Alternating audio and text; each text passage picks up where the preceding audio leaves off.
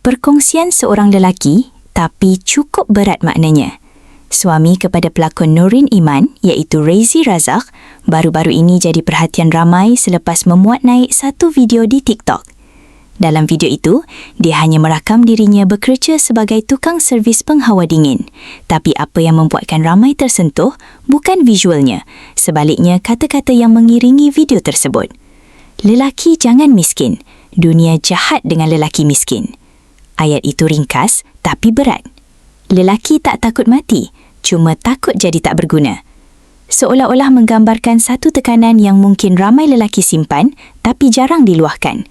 Raizi juga berkongsi bahawa dia sebenarnya seorang yang gayat, takut pada ketinggian. Tapi demi mencari rezeki, dia terpaksa lawan rasa itu. Dulu gayat, sekarang dah hilang sebab terpaksa. Perkongsian itu buat ramai mula memenuhi ruangan komen. Ada yang beri kata semangat, ada juga yang mengaitkan dengan situasi hidup masing-masing. Dalam diam, ramai yang faham betapa beratnya tanggungjawab yang dipikul. Dalam masa sama, nama isterinya, Nurin Iman, turut kembali jadi perhatian. Sebelum ini, dia pernah memilih untuk tidak mengulas tentang status rumah tangga mereka, walaupun pernah dilihat hadir ke mahkamah untuk satu prosiding berkaitan.